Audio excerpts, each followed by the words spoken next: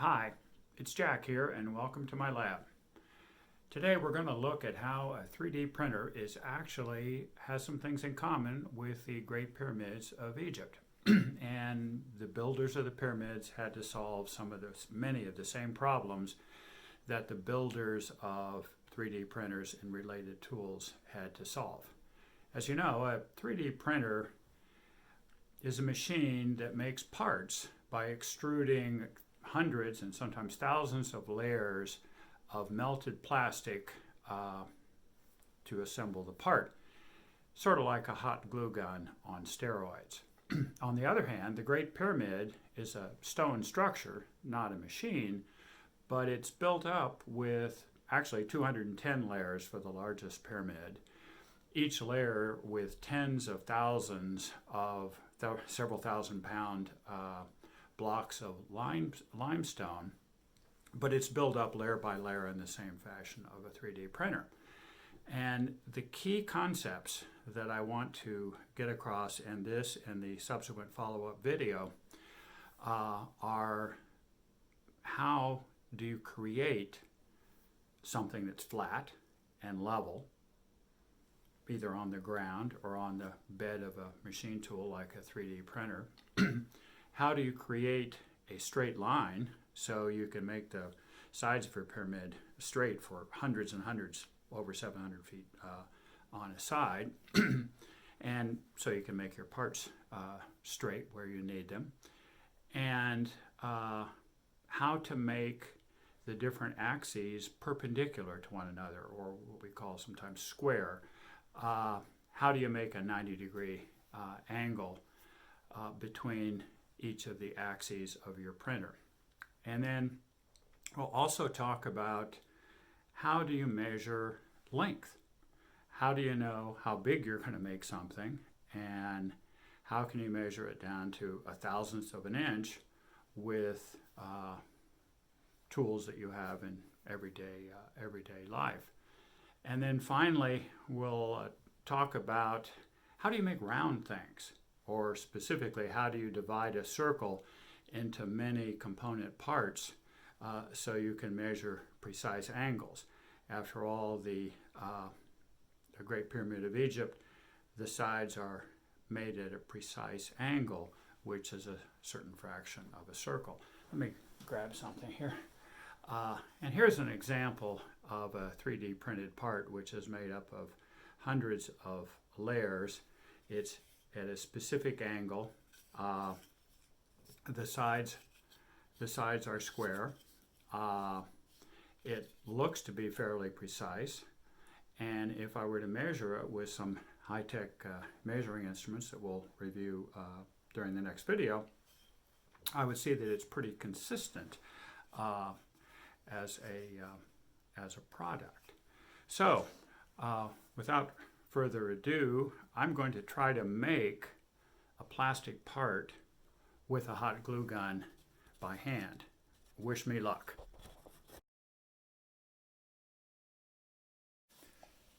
Let's dig into the problems of making 3D printers work correctly by trying to make something with just a hot glue gun and by hand.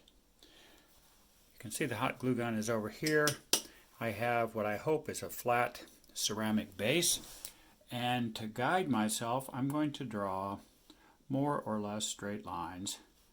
More about straight lines later. And I'm going to try to make a box. I'm going to try to make a hollow box, and I'm going to do it by moving the glue gun along the line, turning the corners,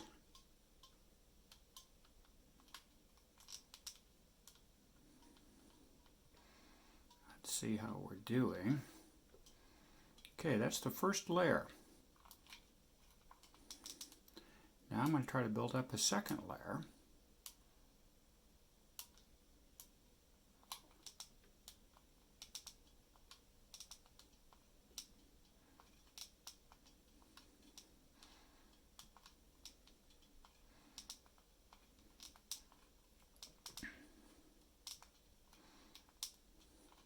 kind of have to wait until the glue solidifies a little bit, and let's just start the third layer to see what happens. Okay, I think that's far enough to show the problems. Now let's talk about what we could do to improve it. Well, first of all, by hand it's a little hard to follow the straight lines. It'd be handy if I had something that guided the glue gun or my hand. Secondly, it was hard to make what we call square corners.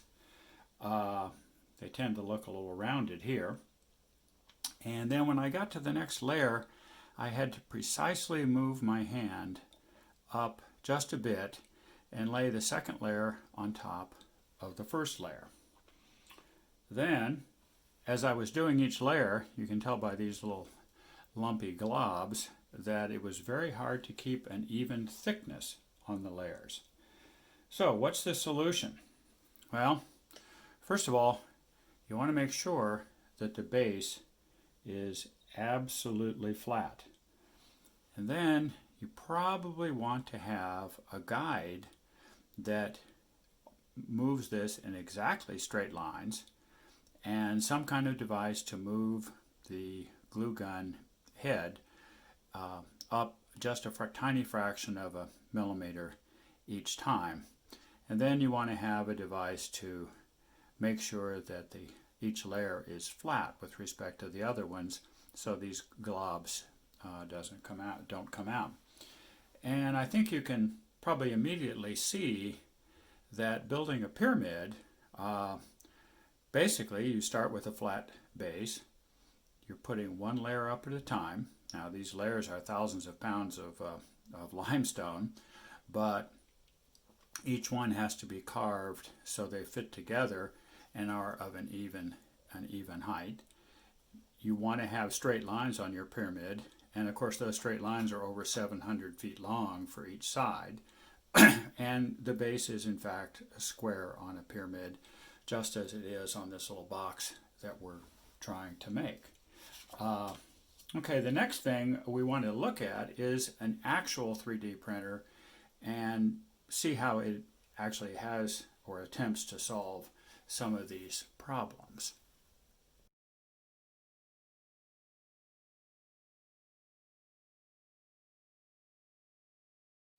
This is a typical 3D printer that I built from a kit a few years ago, and I've made some minor modifications to allow us to see how the motions and the motion control works to solve some of the problems that we had in our little hot glue demo.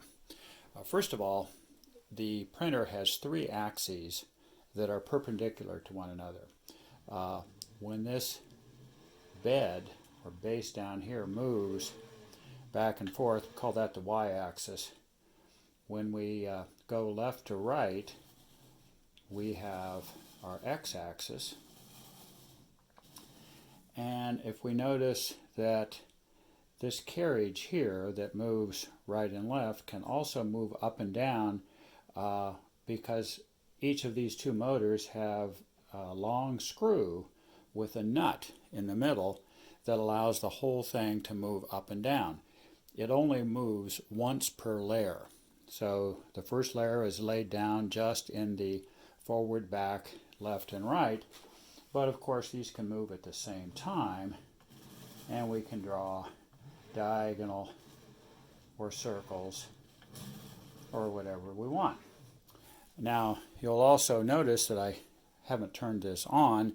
I don't want to get this, the hot glue part is really hot on a 3D printer, and this part gets quite warm. So what I've done is substituted a red pen with the for the hot glue, and in effect I'm just drawing one layer, and you'll notice that the pen makes a mark all the way across. And the first question that we have to ask is, well, what would happen if this square table was not level? In other words, if the distance from here to the paper in this case was not the same as the distance from here while it was over in this corner, it wouldn't touch. And if you were trying to extrude hot glue, Obviously it wouldn't stick if it wasn't on the table, and you'd have a problem. That's why, if you look carefully, there are 4 screws with springs, and in reality there are 2 tables. And the 2 tables are separated by the springs, and those are used to level this to within a few thousandths of an inch, so that it has the same distance all the way across. Now, in addition, each of these dimensions rides on 2 rails, and these rails have what are called linear bearings that allow them to slide very smoothly back and forth. And inside here there are lots of little tiny ball bearings that reduce the friction and allow it to slide. It's also controlled by a belt attached to a pulley, and there are a total of 5 motors here. 1 for the X, 2 for the Z, and 1 all the way back here for the Y, and then another motor that allows it to evenly extrude the plastic to avoid the lumpiness problem that I had with the hot glue gun. Now, some other critical dimensions. 1, the diameter of these rods has got to be the same all the way across. These happen to be 8mm rods. If they're a bit bigger than 8mm, they're not going to fit inside the bearing, and it's going to drag or not work at all. Secondly, the front of these rods have to be the same distance apart as the back. That's what we call a parallel. And if they're not parallel, it's going to pinch at some point. Then the height of the rod, you would hope, is going to be relatively equal here and here and all the way along between the base and the rod, or else we're going to have problems leveling the table. Then these guide rods on the sides, all the way up and down, also have to be parallel and at roughly the same distance from front to back. And then finally, we've got 2 guide rods here, another belt with a motor. These guide rods have to be parallel and the same diameter all the way across. Now, a quick note on, one other thing I forgot to mention.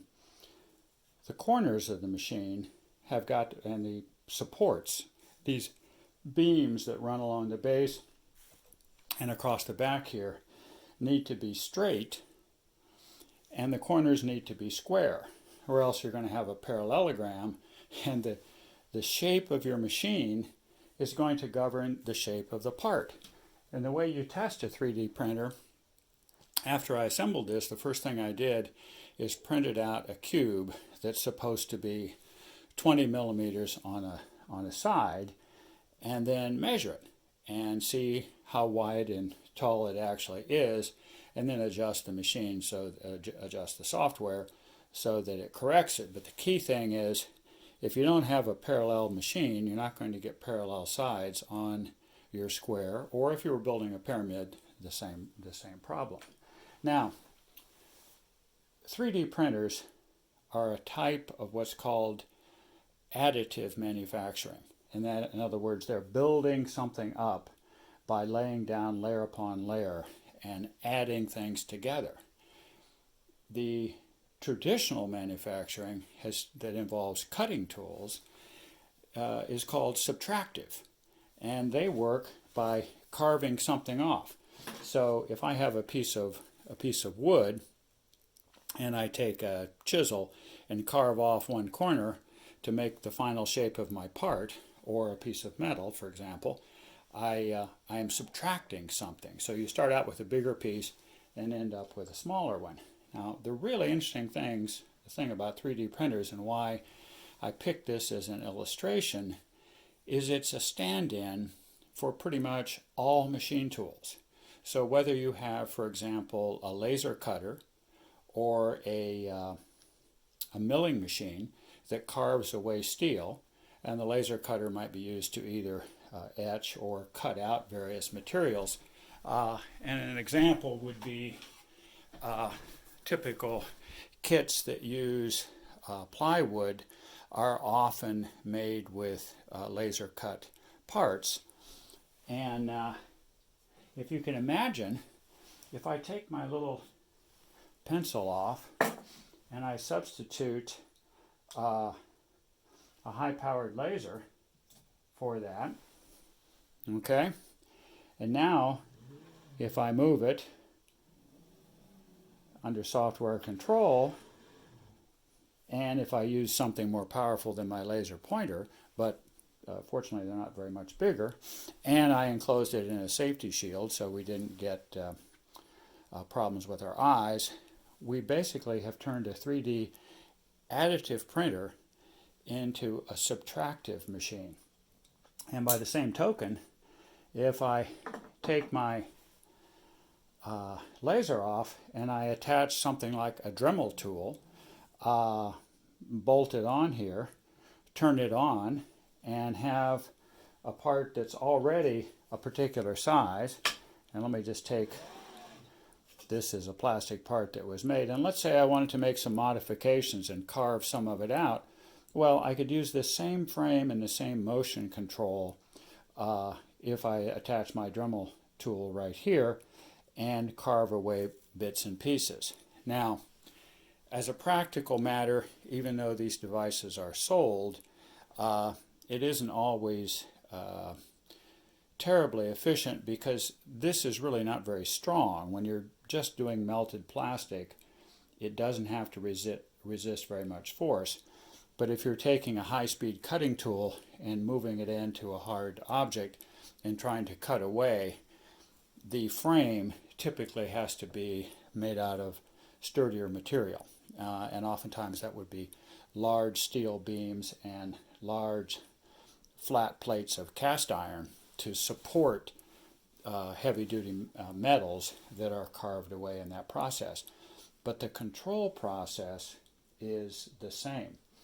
Now, in the next video, I'm going to talk about and show you how to actually make some of the tools that the pyramid builders used to assure that the base of their pyramid was flat, that the corners of the pyramid were square, that the height of each block were controlled, that the surface was smooth and level, and that the sides of the pyramid had an angle that was a known part of a circle. That is very precise control of angles. The same kinds of problems we have to make smooth, round, straight bars and beams for our 3D printer. They had to do the same thing working with stone. So the next video is going to deal with what tools were invented to make the thing. And we'll also address some of the specific modern tools that are used to assess the precision measurements that are used to evaluate whether this device is plus or minus within a thousandth of an inch from this table. And I'll show you how to use those tools as well.